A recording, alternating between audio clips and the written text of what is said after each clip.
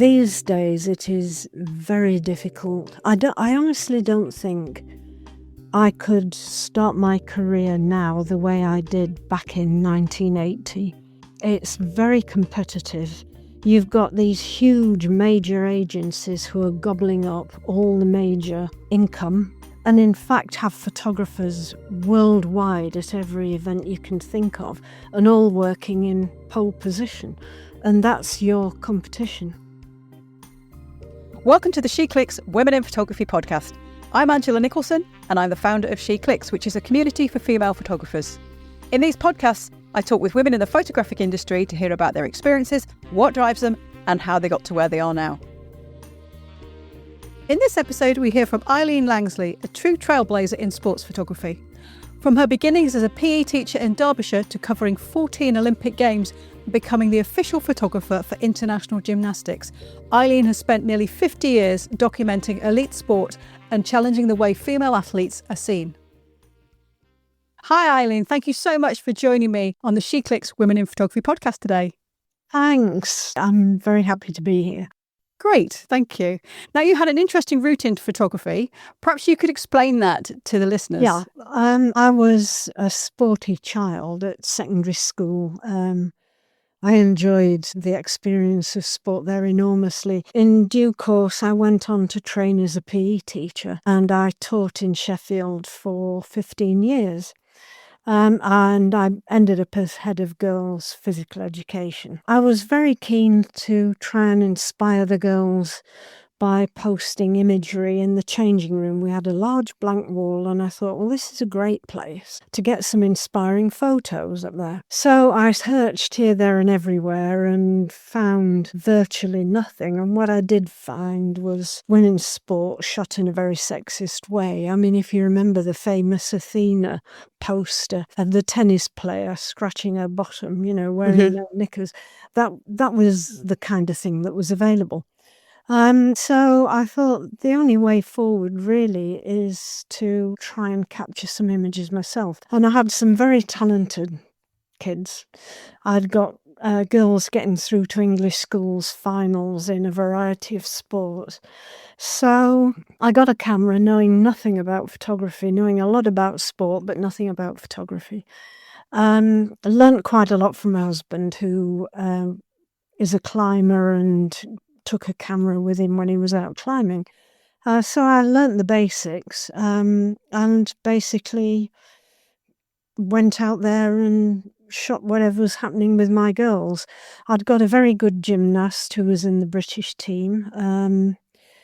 I'd got girls getting through to English schools netball final, a lot getting through to English schools athletics, doing well at local level, Sheffield level, county level. And, your photography improves very rapidly. And in the days of shooting film, you learned very rapidly from your mistakes because you had to know so much about exposure, so much about accurate focusing. All that's gone out of the window now with digital photography. But it was a hell of a good training. And when you've made a mistake once, you really don't make that mistake again. So after a while I thought, well, I could get some publicity for the girls. So I submitted some images to, first of all, Sheffield newspapers and was pleasantly surprised to find one of them on the back page of the sports section. And I got the sports editor in touch saying, well, this is great. Are you going to English schools finals? Can you shoot all the South Yorkshire athletes that are going there? With the girl who was the gymnast, I was sending some of her images off to specialist gymnastics magazines, the British one in America, a world magazine that was produced in Hungary. And they all came back saying, are you covering this event? Are you going to that event? And things just gradually snowballed to such an extent where it really became a choice between, do I stay in teaching or do I move out and carry on with what I'm doing? In those days when you taught PE, you almost worked more hours out of school hours evenings, lunchtimes, mornings, Saturday mornings. I was coming home and going straight in the darkroom, posting stuff off. So in 1980, I decided to leave teaching. I very much wanted to be taken on either by a newspaper or an agency because I really didn't know enough about the profession. And could I find somebody to take me on? No, I couldn't. And I was told more than once that they wouldn't employ a woman because they felt a woman didn't know enough about sport, which was a bit ironic, really, wasn't it? Yeah. But I did pick up what was at the time quite a significant job doing a gymnastics calendar for a Dutch company. And they were great. And they produced a large format calendar. It sold very well. And they were also involved in a big figure skating event in Holland. And they got on to me and said, "Do you shoot figure skating?" And I said, "Yeah, well, I have done, Well, would you like to be the official photographer at the NEA Challenge Cup?" And for many years, I would say I ended up working more out of Britain than I did in Britain. Certainly on the continent, people seem to have less of a problem with a woman being a sports photographer. Wow, that's really interesting. So that's really how I got into it, yeah. When you were still working as a teacher but doing the photography, were you actually being paid for any of your photography at that time? Yes, I was. Not always. And I did get a few clients who always thought, well, it's a woman, we can pay her less. And of course, when you're trying to get your foot in the door, it's very tempting to take the offer and not stand there and say, well, my work's as good as anybody else's. Why can't you pay me the going rate? So, yes, I did. Yeah, I started working for a little magazine called Sports Teacher, which when I was a teacher, we'd got a copy twice a term from that, and the editor got in touch. And he was very supportive, Ken Wheeler, wanted me to cover a lot of sport in schools. So that kind of kept my connection with education going. And in those days, teachers were falling over themselves to get in touch and say, "Can you come in and photograph what we're doing? It's so great. And we really want to get the word out there that this is the program we're doing and how effective it is." It's so different from now when you can hardly get a foot in the door at a school without somebody being extremely suspicious. Yes. So I expanded rapidly in all kinds of ways.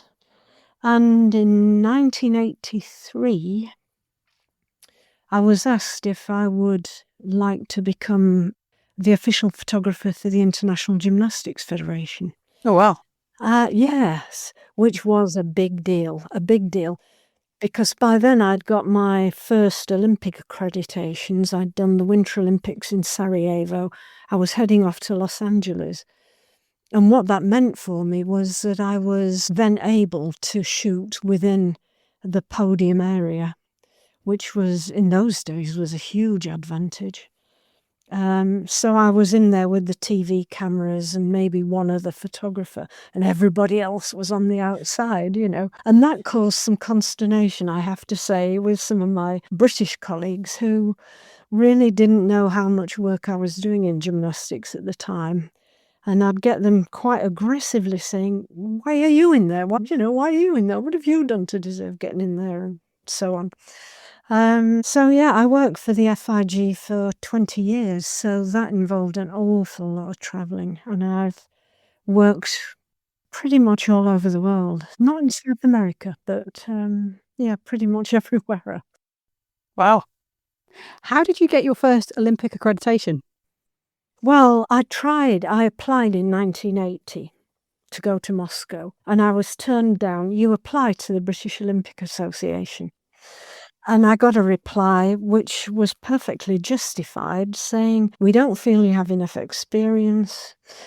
Go away, get some credibility, try again in 4 years." And of course, by the time I got accreditation for Sarajevo, I'd been shooting figure skating a lot and speed skating. I'd done a bit of skiing, but I did more at the Olympics, obviously. So I was given accreditation for that and then for Los Angeles. But last year, when I was in Paris, I just couldn't really get over how things have changed. There were 1,700 photographers accredited in Paris. Wow. 1,700 photographers. When I was in Sarajevo, there were 400. Wow. And that's across all the sports, of course, isn't it? Yes, yeah, it is across all the sports. And I was just staggered because there were people, it almost seemed to me as if they'd applied for accreditation and said, look, I've got a camera, can I come? And they more or less said yes. I'd get some young photographers coming up to me at gymnastics, and one of them said to me, I was shooting apparatus finals and it was the men's rings. And he said, well, which way do they shoot? Which way do they compete? And, I want to know which way they face. So I said, well, the gymnasts choose which way they want to face. It's up to them, Well, how do I know? How do I find out? I said, well, you have to watch them in warm-up, don't you? And remember which one goes which way and all the rest of it. And he said, well, I've never shot this sport before. And I thought, this is incredible. This guy is at the Olympics, I mean, surely to goodness, it's losing some professional credibility when you're just letting people in who've no experience behind them, no knowledge, no idea, honestly, of how to work as a good colleague. Yeah, I mean, looking back to 84 and how it was then, and how it is now, it was a sobering experience, shall we say. But there is an assumption, I think, that photography is literally just about turning up with the camera and popping the right lens on and standing in somewhere that's quite, where you've got quite a good view and taking a few shots. But as you've just explained, particularly with sport photography, you need to know about that sport and understand who does what. yes. And, you might be framing the shot. So it's great when they're hanging from the bar, but when they flip upside down, suddenly they're out of the frame. So you've got to anticipate a lot of things, haven't you? Well, yes, you do. I mean, that's where I always bless my training in film photography. Mm-hmm. I look at young people coming in now with these high-end digital cameras, sticking the finger on the shutter and, shooting God only knows how many frames. And I still shoot as if I've got a roll of film in the camera. And I know in Paris, a guy standing next to me, who I've known for years, is a good photographer. And he said to me, I can't believe you're still shooting one frame at a time. Yeah. And it's very hard when you've shot for so long with film, with action photography. It's very hard to get out of the habit of anticipating, waiting for the moment, So do you literally use single shot mode? You're not tempted to go to one of the low frame rates? I'll do a short burst on when you get a figure skating doing fast spins. It's very difficult to time when the face is going to come to the front or if you want the face in profile. So I will shoot a burst then. Perhaps sometimes if a gymnast's coming off vault, I might shoot 2 or 3 frames of them in the air. But I still prefer to try and anticipate when the face is going to come around. But of course, you see, I coach gymnastics, so I've got that advantage. And I've also got the advantage that when I was at PE college, in those days, we had lectures in movement study. And it wasn't particularly going in and looking at people doing sport. It was going into a school and watching children move and working out their body language and what they're trying to say to you. And it also drifted across into your body language and how you present yourself to a class and gain some authority. And that has been a tremendous help over the years, to be honest. And of course, I played hockey, netball, tennis, cricket, so that's helped enormously. Yeah. Yeah, I should think that helps a lot with your image selection as well. I mean, as you say, you don't shoot a huge number, but when you're trying to choose between 2 frames and you can see, well, that one, they're not doing it, maybe their foot's slightly out of position, but the next one, it's just perfect. So you recognise that sort of thing. You are so right, yes. Yes, I mean, even with a fairly high shutter speed, when you hit the moment, let's say of a gymnast doing a split leap, ideally you want them absolutely in 180-degree splits, although you get rhythmic gymnasts who are so supple they go beyond that. But if you miss the moment, even with a high shutter speed, you can still see a bit of blur on the feet. So that would be something that made me reject that shot or whatever. Yes, you're right. How do you prepare for these major events? That's a very good question. I don't think I've ever, honestly, through most of my career, until the last few years, I haven't had time to prepare. I've bounced from one event to another to another. Yeah, I've come home, I've been in the darkroom, processed the film, printed the prints, posted them off, got on a plane somewhere else. It was pretty crazy, actually. Somebody was talking to me the other day about the Women's World Cup Rugby, the first one in 1991, and talking about, how did you prepare for that and were you aware how significant it was and all the rest of it. And I looked at the calendar for 1991 and what event I'd done one day before I left to go to the rugby. And then after the rugby, I'd got 2 days slotted in the darkroom. I was off somewhere else. So honestly, what preparation? I would look at significant players in any particular sport, or in gymnastics, I would probably get the FIG saying to me, this gymnast from Bulgaria is doing a new move on the high bar. We need a picture of that. So that would be some kind of preparation.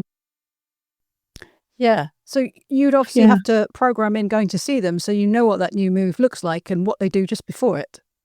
Yes. I spent a lot of time in training. Not always shooting, sometimes just watching. Mm-hmm. Yeah.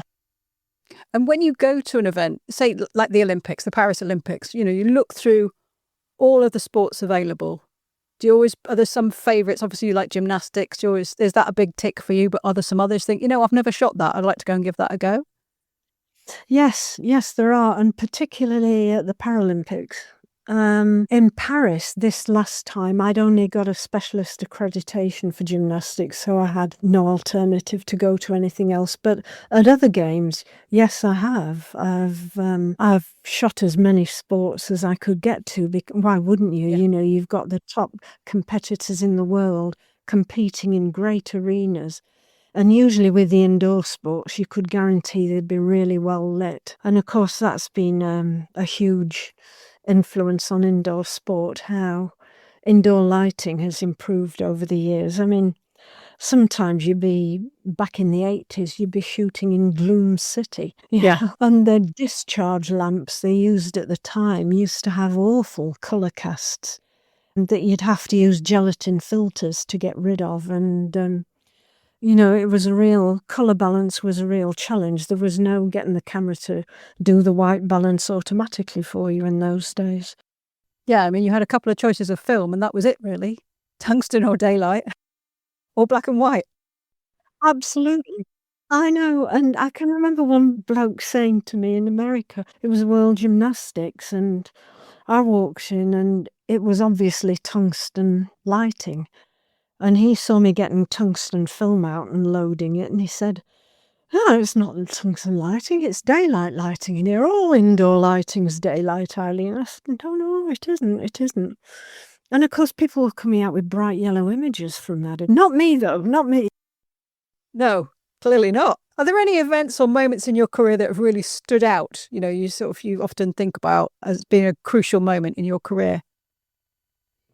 To be honest, no. I've been privileged to be at so many major events.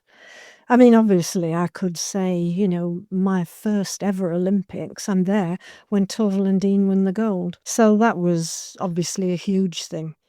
And then having spent so much of my career shooting gymnastics, following British gymnastics particularly, to finally see British gymnasts at Olympic winning gold medals was just incredible. When I think back to the years of the 70s and 80s, where you were willing them to stay on the beam and not fall off the pommel horse. Yeah. It was just terrific. Oh, crumbs. There've been so many moments, actually, to be honest. I've had a fantastic career. A lot of it's been tough, but there's nothing wrong with that, what doesn't kill you and all that. Well, yeah, you've obviously seen some amazing sport and, like you say, Torvill and Dean winning gold. Do you get caught up in the moment as well with the emotion of it, or do you sort of manage to stay focused? Oh, yes. Yes, I do, yes. I try to stay calm and just focus on what's important here. But yes, inevitably I do. And as I say, I've shot a lot of sport for the disabled through my career. Way back in the days, like with women's sport, when nobody else was shooting it. So to watch the development of the Paralympic Games has been fantastic because I can remember London 2012 walking into the athletics stadium, 10 o'clock in the morning, for heats of various para events. And the place was packed. And I thought, this is just incredible. And yeah, I love shooting parasport because I think to some extent they've kept a spirit that mainstream sport has possibly lost because it's got corrupted by so much money, so much TV coverage and sponsorship and all the rest of it. Don't know about you, but when I've photographed rugby, at the end of the match, I haven't got a clue who's won because I can't track the score. I'm focused, I'm thinking about the photography and watching the players, and you kind of get a sense, well, I think that team scored more tries, but I don't really know. Yeah, I mean, there are some sports, say like gymnastics, where watching the scoreboard is really an integral part of what you're doing because when you've got the top teams competing and the competition is so close, you need to know pretty much at the end of each round which individual or which team have just edged ahead. And have I got enough images of them? Should I be following them? Should I be following that team? I mean, I do hear what you're saying, but there are some sports where the scoreboards can be really quite useful. Yes, actually. absolutely. Take a quick photo of that. Yeah. And, of course, an awful lot of my career was spent working in the Soviet bloc countries because back in the late 70s, 80s, so many events, gymnastics and figure skating particularly, were held in the Soviet bloc. And I think the experience of working in those countries at that time has had a profound effect and influence on me, and getting to know colleagues who are now still good friends. But at the time, hardly been able to communicate with these people because there were always KGB or whatever agents hovering around and what have you. And, they say travel broadens the mind, but I think when you're traveling for work and working in countries like that, you can't help but come away with such a huge sense of the privilege we had of living and working where we do, Yeah. I think working in a country is vastly different from going on a tour or on holiday. Absolutely. Yeah, absolutely. And I mean, I had to think on my feet a lot because practically always I was traveling independently, which wasn't always a happy experience. But yeah, it's had a very profound effect, I think. Have you noticed any change in the gender split of the photographers photographing the major events these days? Say in Paris, did you see more women? Oh, yeah. Tons of women. And a lot of women working at really the top level, working for major international agencies. Oh, good grief, yes. I mean, in 1984, how many of us would have been there? Crikey. Maybe one or two American women, perhaps the odd German woman. Yes, I think Maya was there. Yeah, I mean, interestingly, after a few years of doing international events and meeting up with these other women photographers from all over the world, we set up a little international group to try and promote our work. We called it, catchingly, the International Association of Women Sports Photographers. And it was a group of great women sports photographers, and we got sponsorship from Kodak, produced a nice glossy brochure. I can't say it had a great deal of effect, but gradually we became more and more accepted. But the early years were tough. They were really tough. I saw very few women photographers from the Soviet bloc, from the communist countries, or from China. that's changed. I worked in Japan quite a lot. Their women photographers had a very tough time to get established, but Paris was a whole new ball game. That's good. Yeah. That's good to know. Did you get any support from any unexpected quarters when you first started out? Did some people help you more than you expected, or was it generally a negative experience? I suppose generally I would say it was pretty negative and fairly tough, but right from the start there were one or two men who were welcoming and supportive. I can remember very early on in the career, I hadn't learnt to drive by then, and my husband drove me to a national cross-country event. It was somewhere up in the northeast. And we got there, got out the car, and I'd got a camera and what have you, and Jerry picked up my camera bag and walked with me to the gate to get onto the course. And I'm there with my press card and all the rest of it, and accreditation confirmed. And the guy opened the gate and let Jerry walk through and then shut it in my face and said, "Oh no, it's only professionals in here." And Right. that was a comment that rang down the years, only professionals can work in here and what have you. And I could bore you beyond measure just going on about the sexist comments, the negative experiences, the times I went home and wept because nobody had spoken to me at an event. But I've got the kind of personality that when I'm opposed, it tends to make me dig my heels in and just try even harder, and just focus on the job. All I ever wanted was to be accepted on the basis of my work and the fact that I was a good colleague. And when I worked for the FIG, part of my work at gymnastics wasn't just to take photos for them, it was to create good working conditions for photographers. So I spent an awful lot of time liaising with press officers at sports events, and they'd send me maps of the arena and where we're going to put photographers, and I'd say, "Oh, well, you can't put them there because there's a Longines scoreboard. Can we move them here?" Doing that kind of thing. And in 1988, I'd been working with the press officer for gymnastics for the Seoul Olympic Games. But in those days, there were no emails. It was a pretty slow, laborious process. Yeah. And we'd agreed photo positions and all the rest of it.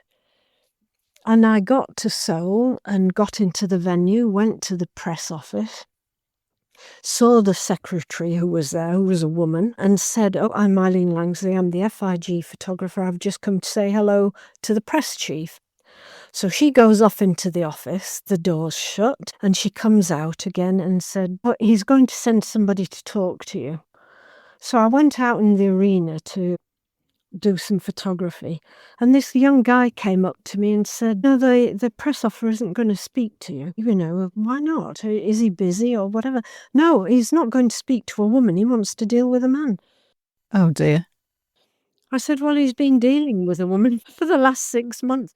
And actually, one of the FIG executive committee, an Australian guy who was very supportive, went into the office and said, "She's our photographer, you talk to her," or, whatever. But, that's another thing that's changed now, because hardly anybody's working at an event like gymnastics to make sure that whoever works on the inside doesn't impact the ones on the outside. And Paris was a case in point, because you could hardly count the number of TV cameras in there. Not just podium TV cameras and guys with shoulder cams or steady cams, but remote cams, overhead cams, ones going up and down poles. You could hardly get a lens through the forest of all this equipment. And then you'd got about 8 pool photographers on the inside. So, you're just endlessly blocked these days, and it's quite a challenge. I found Paris challenging to get the kind of imagery I knew I could get and wanted to get. And sometimes we were working 3 or 4 deep. Wow. Yeah. That's tricky. What advice would you give to women who are interested in becoming professional sports photographers? Perhaps they're just starting out. Be 100% confident in your photography. Understand your camera, understand your lenses, and understand sport. Don't just wander into an event and expect the camera to do everything for you. And that's all too easy these days because the cameras are so unbelievably efficient that you can get away with understanding very little about lighting, white balance, focus, and so on. I think I would also say, remember that you are not the story. I do see a lot of young photographers who are, sounds a bit cruel, but they're a bit full of themselves. As if, them being out there doing the job with this big lens is what it's all about.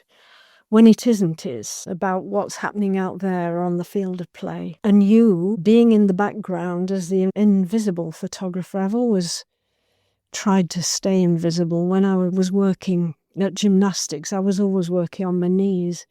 If anybody said they'd seen me at an event, I'd be almost quite offended, really. You said understand your camera lenses and know as much as you can about sport. I think that's good advice. Yeah.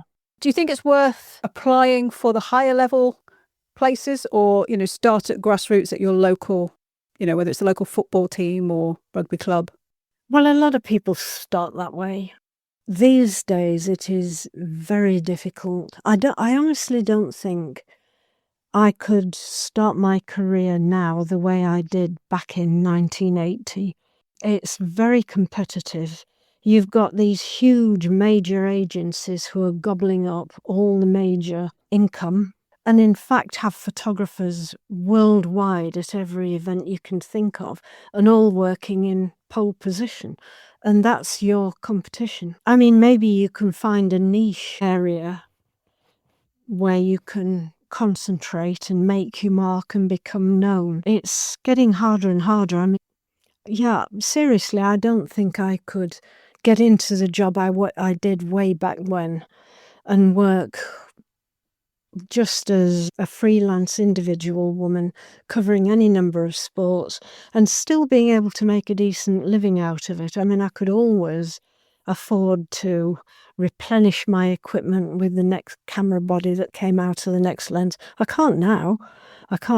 There's no way I can make that kind of income out of it. I mean, the other way in is that you get these major agencies interested in you and want to take you on. And agencies like Getty they've started a sort of scholarship scheme for training women sports photographers. And, they've now got women out shooting regularly. I think one of the universities has started a degree course in sports photography. I think it's one of the Nottingham universities. I'm not sure which one. And, agencies will be keeping their eye on people there and who's promising and who's coming up with good work and so on. But it's not easy to break in these days, to be honest. And of course, a lot of people started out working for newspapers, but newspapers now are not employing the number of staff photographers that they used to. They're buying in from the agencies. Yeah, it's quite tough. I know some football teams have their own photographers, don't they now? And they don't just document the games, they kind of everything in the background, the training, the celebrating, the hard work, all sorts. Yeah, and they've kind of spread across to taking the women's football team under their umbrella as well. So although some football clubs will perhaps use, say, a woman photographer to just work in that area, you'll generally find that people have moved across. Yeah, it's interesting to me after so many years of covering events where there were hardly any photographers interested in women's sport. And now, of course, there's money to be made out of women's sport. So it's a whole different ball game, shall I say. Yeah. Okay. Well, I think that's a good time to go to 6 from She Clicks. I've got 10 questions. Well, actually, I've got lots of questions, but I've selected 10 questions from She Clickers, and I would like you to answer 6 of them, please, by picking numbers from 1 to 10. So could you give me your first number, please? Number 3. Number 3, how do you prepare for an event to ensure that you're not only going to get the right shot, but you get a shot that is different from the other photographers who are there? And that question is from Carmen. Right, well, that will vary with the sports event and what positions are available. If, for instance, we talk about gymnastics, the preparation would be very much watching training, watching significant moves or significantly artistic leaps or bits of choreography in a floor exercise or what have you, observing which way has the most impact when you shoot that. If it's a gymnast going over a high bar, for instance, and they're somersaulting in the air, observing which is the exactly right moment when you want the face, and then which angle you need to shoot from, and then negotiating as to whether there's a photography position there to get that angle. Very often there isn't. And maybe you've got to go up in the crowd and shoot from the tribune. At ground level, you're going to be looking for the cleanest background. I mean, I learnt very early on that clean backgrounds in sports photography are absolutely crucial. There are images, obviously, where perhaps the crowd at the back of something happening really make impact on the picture. But if you're shooting particularly spectacular movements, you want a very clean background. You don't want railings in the background or poles sticking up or a TV camera or another photographer even. So it comes down to a lot of negotiation of observation, assessing what's going to be the best angle, and then working out if you're actually allowed to work on that angle, and if not, where would be a better place to go. And would that particular moment work better from shooting low? And how low can you go? Yeah. Can I have your second number, please? 7. Number 7. If you were told you could only photograph one sport, what would it be? That question's from Beverly. I think I'd give up sports photography. I would hate to be given that option. I would absolutely hate it. I mean, people have always said, you shoot so much gymnastics, that must be your favourite sport. No, it isn't. No, it isn't. I love shooting so many sports, and rather than have to choose, I think I would stop. Okay. That's easy to say, isn't it? Because I'm at the end of my career, so I like sports that change. I get a bit bored. Well, not bored, but, some sports are predictable in terms of sports photography because you go to Wimbledon and you're always going to get forehands, backhands, serves and smashes, and all that's different is who's actually hitting the ball. Yeah. If you're at athletics, you're going to get hurdles, high jump, long jump. All that's different, the action is still the same. What's different is who's going over the hurdle. So sports with fluidity and where you just don't know what's going to come up next. I enjoy shooting because they are a challenge. You can't pre-focus on something and think they're going to jump over this or what have you. Yeah. I mean, I came to equestrian photography quite late in my career, but I'd hate not to be able to do that or not do skating or what have you. So that is an unanswerable question, I'm afraid, from my perspective. Okay. We won't impose the one sport thing then. So can I have your third number, please? 9. Number 9. Looking back on the early days of your career, what kept you motivated to keep pushing forward in such a male-dominated field? And that question's from Elena. Right. Well, Elena, it was sheer stubbornness and obstinacy. And I believed I had a right to be there. I believed in due course that I could shoot as well as my male colleagues. I mean, obviously I had a long period of learning the job and having nobody to help me. I mean, in a way, I envied a lot of the younger men coming in because they'd always got older male colleagues to point them in the right direction at events or help them out with some advice, and I never had that. But I was born into a family with a father who had had one daughter and was determined he was going to have a boy. and ended up with me. And he made me feel that for pretty much all my childhood. And inevitably, that will have a great influence on your determination to prove that, you are as good as anybody else. And I wanted to do the job. I loved doing the job, and I thought, I'm damned if anybody's going to stop me doing the job. So I guess we're putting a lot of that down to my personality rather than external circumstances. But the occasional times something good happened, if I won a competition or a male colleague was flattering about my work or what have you, that kind of thing helped enormously. And when I finally got to know some of the other women internationally, we all knew we had something in common, and that was a big help too. Yeah.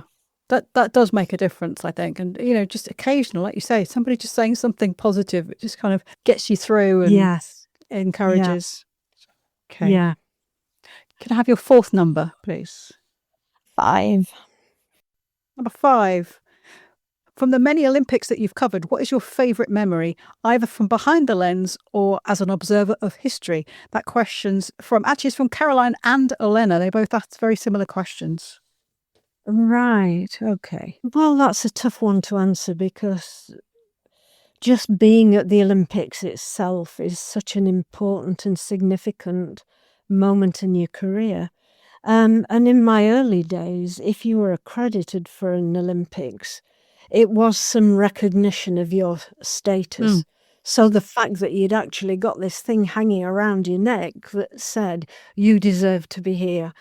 Obviously for me, 1984, Sarajevo being my very first Olympics, and figure skating being one of the major events I was shooting at that, and Torvill and Dean winning the gold medal. Obviously that has to be an all-time standout moment for me.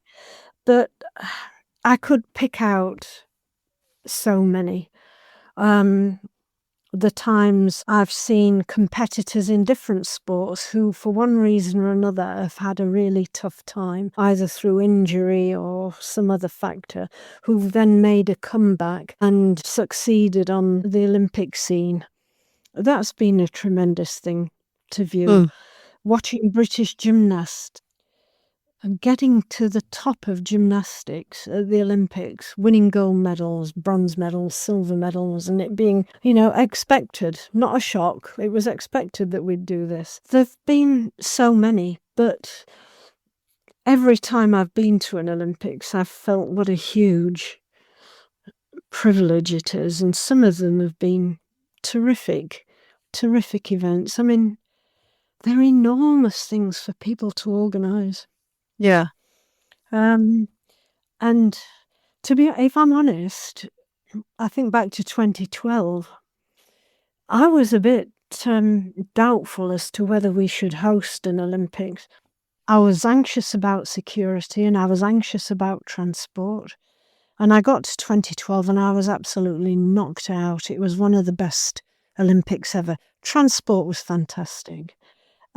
Security, goodness knows what happened behind the scenes, but they were right on top of it. And, you get a huge sense of pride when it's your country that has put this event on and done such a great job with it. And to be in the stadium on Super Saturday. Oh, wow, yes. Particularly when Jessica Ennis won gold, because she's a local athlete, she's Sheffield. Right. And I followed her in other athletics events. That was just terrific. And in fact, I can remember avoiding the last race to get in position where we were shooting the medal ceremonies because there was a limited space for photographers. And I knew if I didn't get to the front, I'd get stuck behind 6-foot men and I'd never get a shot of Jessica. So I just ignored the last race and legged it to this little area and stood there and I am going to get this picture. And like with Torvill and Dean, I got her absolutely square onto the camera. It was terrific. Fabulous. And the whole country was in a good mood for those weeks, wasn't it? Such a nice thing. Oh, it was wonderful. Yeah. Yeah. Okay, can I have your fifth number, please? Number 2. Number 2, your images focus on strength, skills, and movement. How do you approach capturing those qualities, especially in sports where moments can happen in a split second? That question's from Laura. That's a very interesting question. I don't beforehand think about how am I going to capture this movement of strength. I mean, I think if you're aiming to hit peak action, it will automatically happen. I can think of one image I shot of rings, and it was gymnastics, and it was a Chinese gymnast who was going to win the gold medal, and he was facing away from the position that photographers were in. And he did a movement with his arms out horizontally and his legs up towards his face. I mean, it was the most incredibly powerful, strong move, but just shooting that from the back was absolutely perfect because you could see every muscle group in action and what have you. But with so many other moves, if you're hitting peak action, you're automatically going to be getting the most expressive, the most artistic, the most supple or the most daring move. It's when you're off moment that you're missing all those qualities. Okay, so can I have your last number, please? 8. Are your favourite images of the sport that you have the most technical knowledge of, or are they the ones that you just love? That's from Caitlin. Oh, they're the ones I just love, and I just love them because they say exactly everything I want to say about that particular competitor or that moment in a team game. I can't emphasize enough it's about hitting moments. I can think of some images I took in Paris at rhythmic gymnastics, and most photographers were working at floor level where most of the positions were. And the backgrounds were so messy, I thought, they're just going to distract from the fantastic movements that these gymnasts are doing. So I went up 2 levels and I was shooting down to get the floor completely as a background. And some of the moments those gymnasts created were just incredible. And what I love is if I've actually captured that. And that applies to every sport. I mean, when I was shooting Wimbledon, I can remember sometimes other photographers would be looking at me with a bit of a quizzical expression because they're all trying to get the shot where the ball hits the racket. And I'm often shooting either before, when the player's running towards the ball. I can think of a shot of Jimmy Connors I got where he's running across the baseline and you can see the ball coming in and he's focused on it. Or a player like Monica Seles, who'd got such incredible ground strokes that very often the follow-through was, a much more interesting moment.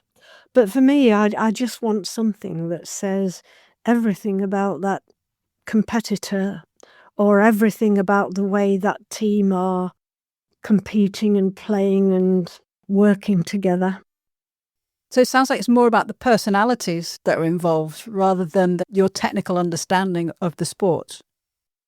I don't know, because I wouldn't necessarily say that, actually, because some of my significant images have been from insignificant competitors. I mean, I can think of winning a major photo competition of little boys playing mini rugby.